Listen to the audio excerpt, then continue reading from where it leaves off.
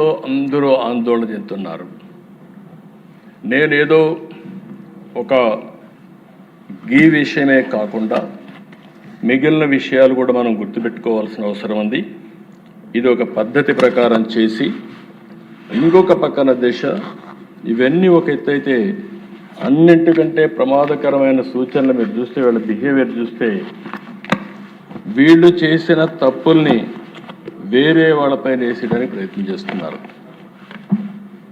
నాకు అది చూసినప్పుడు చాలా బాధేస్తుంది అధ్యక్ష.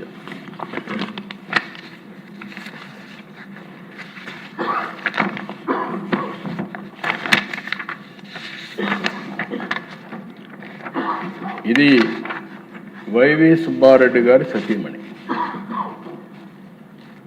ఆవిడ బైబిల్ పట్టుకొని తిరుగుతా ఉంది. సుబ్బారెడ్డి గారు చైర్మన్. ఆవిడ బైబిల్ పట్టుకొని తిరుగుతుంది. సుబ్బారెడ్డి గారు వచ్చి ఇక టీటీడీ బోర్డు చైర్మన్గా ఎలాంటి పనులు చేసే పరిస్థితికి వస్తారు.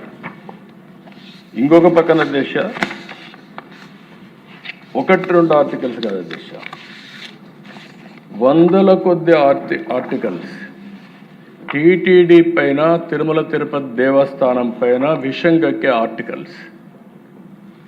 కడాన మీరు ఒకసారి చూస్తే దిశ ఇవన్నీ కూడా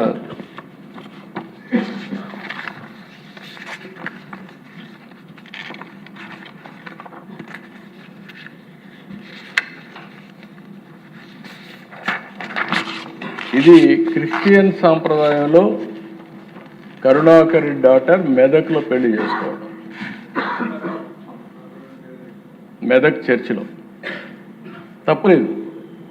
మీరు అలాంటి వాళ్ళని టీటీడీ బోర్డు చైర్మన్ వేస్తే న్యాయం జరుగుతుందని అడుగుతాను. ఇలాంటివి నా దగ్గర అయితే దిశ ఒకసారి దీనిపైన రీసెర్చ్ చేసే పరిస్థితికి వస్తూ ఉంది, వీళ్ళు చేసిన అన్యాయాలు, అవకతవకలు. ఇంకొక పక్కన మీరు ఒకసారి ఆలోచిస్తే ఇటీవల కాలంలో దిశ ఆంధ్రజ్యోతి ఒకసారి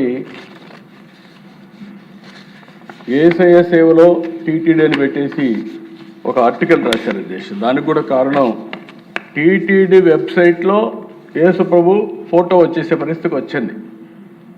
దానిపైన ఒక లెటర్ రాసే వాళ్ళు వేశారు. వేస్తే ఏం చేయాలి అధ్యక్ష? ప్రభుత్వం కరెక్ట్ చేసుకోవాలి. కరెక్ట్ చేసుకోకుండా 100 కోట్ల రూపాయలు డెఫర్మేషన్, అదే సమయంలో క్రిమినల్ ప్రాసిక్యూషన్. ఇది ఎక్కడికి పోతామైతే మనకు అర్థం కావడం లేదు. తప్పు జరిగినప్పుడు తప్పు జరిగిందని బేషరతుగా చెప్పి కరెక్ట్ చేసుకుంటే ఉంటే దానికి వేసిన కేసు కూడా తిరుపతికి వస్తే ఆర్గ్యూ చేసింది సుబ్రహ్మణ్య స్వామి గారు.